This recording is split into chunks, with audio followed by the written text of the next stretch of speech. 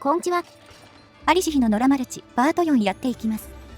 今回は前回ラストと同じ部屋ではあるんだけど、少し順番が前後してるよ。体験4人の構成になってますね。発掘場さん、ログ歴1です。まずはこれ、ジンラーだね。言わずと知れた激ヤバクエスト。140極限だと最強クラスと言われるジンオウガですが、野良パーティーだとどうなるでしょうね。我々もソロでたびたびクリアしていますが、うまくいって15分といったところです。オーガの前のラー戦も見物だと思うよ。体験4のラージャンなんて一番サクサクだからね。MH4 時代からやりまくってきた組み合わせですしね。全プレイヤーの PS の平均値が一番高いと思います。じゃ、行ってみよう。最初はラージャンからですね。崖はオウガが来ないので都合がいいです。ジンラー同時なんて正気の沙汰じゃないからね。縛りプレイ以外ごめんだよ。まあ、たまに狙って探索してる変態さんいますけど。パーティー戦でもソロと同様、腕を殴ってダウンを狙います。4人ならすぐ転倒してくれます。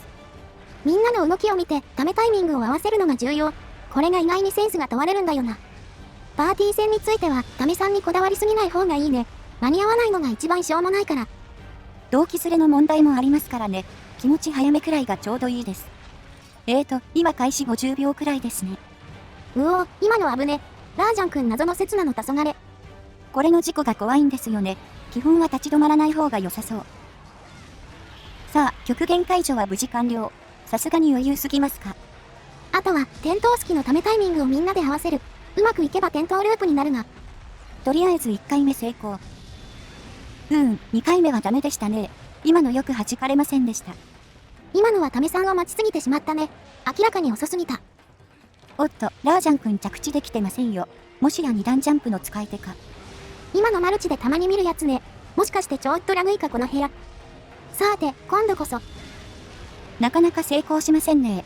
今度は銅のひるみが入っちゃいました。くそ、動画用に点灯ループ見せたいんだが、取り直しできないからもどかしい。同期効果が解けましたよ。これはチャンスなのでは。よーし、ループ開始といこう。みんな、気持ちを一つにするんだ。さ、今度こそ。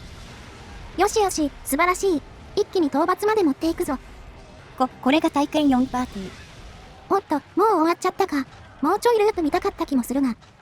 ループに入るまでちょっと長かったですからね。でも十分にうまくいったと思います。みんなの発掘が色鮮やかで、見てて綺麗でしたね。赤だの青だの紫だの。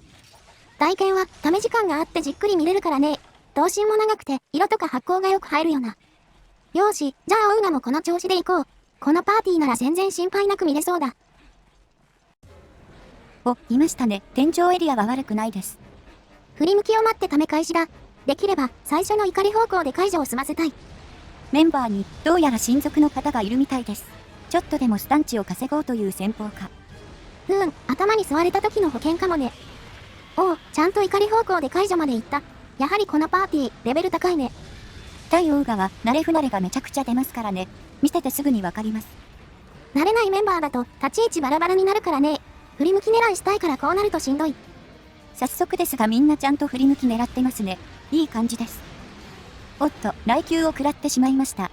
これ分かってても当たっちゃうんですよね。ダミが違ってても全然油断できないよな。恐ろしい攻撃だ。食らった体力はしっかりと回復。パーティー戦だと特にこの意識は重要だよ。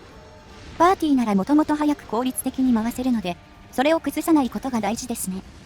おっと、横転攻撃が来ました。これは全員で合わせられそう。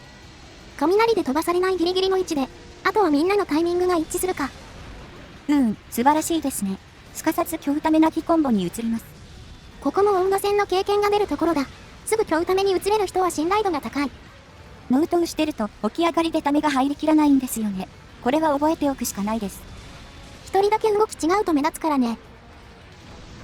イルネッシー、壁際で移動しきれなかったか。攻撃からノウトウまでちょっとタイミング遅れちゃったみたいです。気合い入れ直しましょう。そうだね、我々も気をつけないとな。巻き込まれて2枚抜きされちゃかなわん。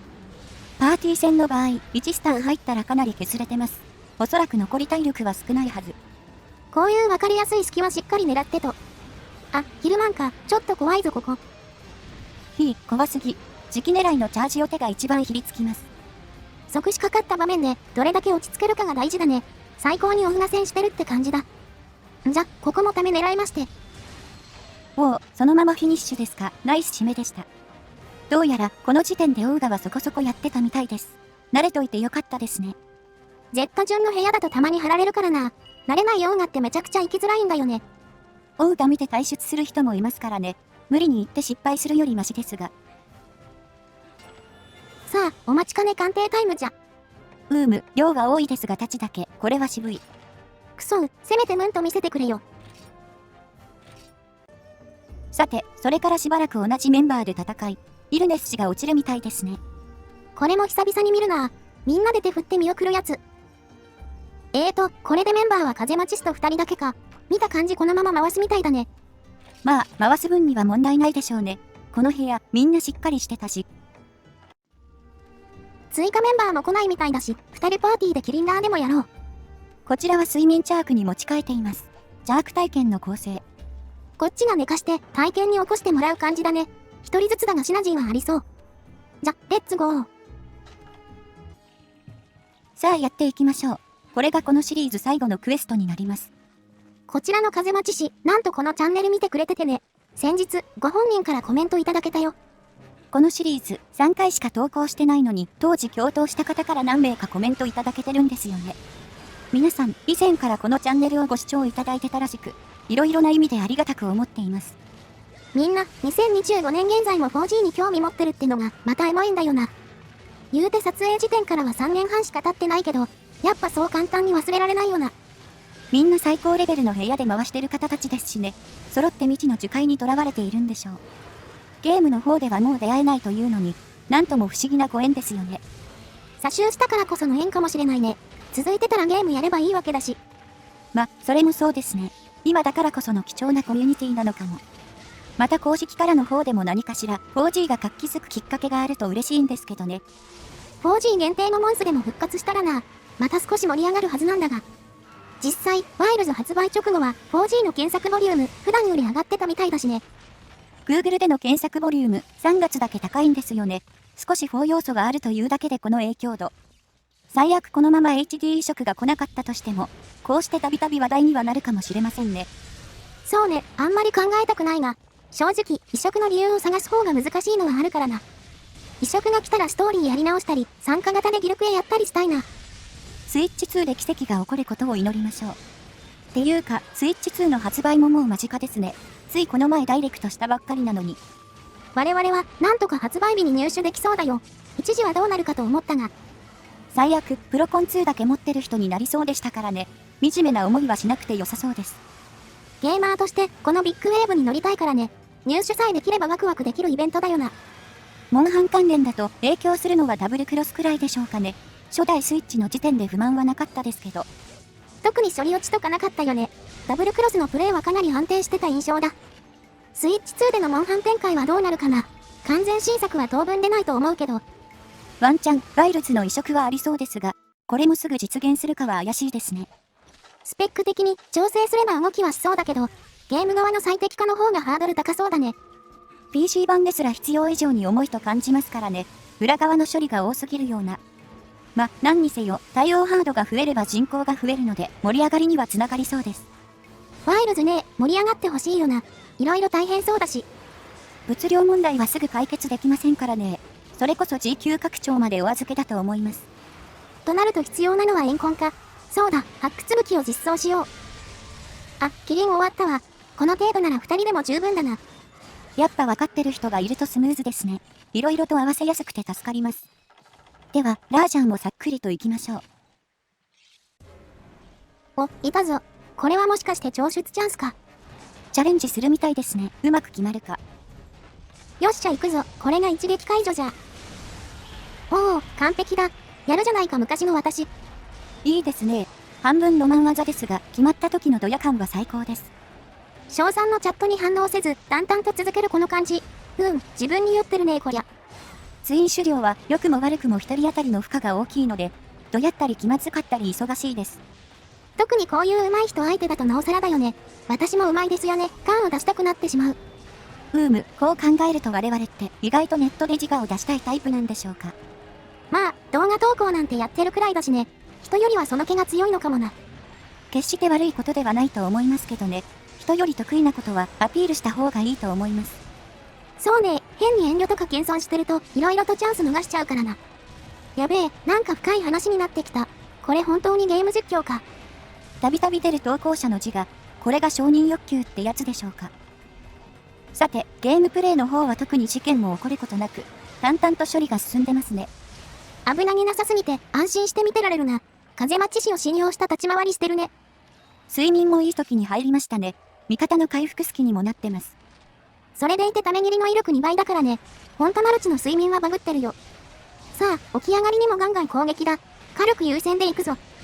こっち向いたので体験がフルヒットしてますね。効果中なのでこれはいいヘイト取り。こういう地味な立ち回り好きなんだよな。職人気質というかね。これも分かってますよアピールの一環と言いますか。ゲーム中のうまいアピ結構深刻ですね。特にコフナンドコンテンツだと自分の力を誇示しがちです。本当はほどほどにしないといけないんですが。ノーアルタカは爪を隠すって言うしな。やってること真逆だぜ。オタクが得意分野だけ早口になる現象に似ている気がしなくもないよ。まあ、本質的には同じ気持ちでしょうね。興味ない相手でもないから問題はないでしょう。それにしても本当にラーセン順調ですね。我々の調子もいいようです。お互いにお互いを気遣った立ち回りになってるね。このレベルならペアでも全然問題ないな。なんか転倒ループじみたことも自然にやってるわ。我ながらいい合わせ方だね。こりゃあタイムも期待できそう。おお、終わった終わった。締め方も綺麗だったね。タイムは7分17秒でした。さすがに早いですね。これぞギルクエ勢の本気よ。人数が少なくてもへっちゃら。我々もしっかりマルチやってたんですね。なんか感慨深いですよ。さてと、報酬。レア8オンリーと、内容が良くても報酬は別問題です。というわけで、以上、アリシヒの野良マルチでした。この部屋はしばらく続いて、最終的にはパート3のティアラーで終わってます。録画データはちゃんと全部使ったので、本当にこれ以上はお届けできるものはありません。気まぐれで撮ってたから、気まぐれで始めた企画だけど、まさか当時のプレイヤーが見てくれるとはね。本当に奇跡的な出会いですよね。全部のプレイを録画していたわけじゃないのに。我々も一定以上のレベルだけ動画にしてる感じで、PS レベルが高い人が映ってたからね。当時熱量が高かった人は、今でも 4G 愛を持ってる割合が多かったんだろう。もし万一、何らか 4G が復活することがあれば、そこでもお会いできたら素敵ですよね。そうだね、可能性は低いが、せめてそれまでは活動を頑張ろう。改めて当時遊んでくれた方、今見てくれてる方、すべての人に感謝を申し上げたいと思います。奇跡を信じて、各々樹海で頑張ろう。ほいじゃ、次の動画で。またね。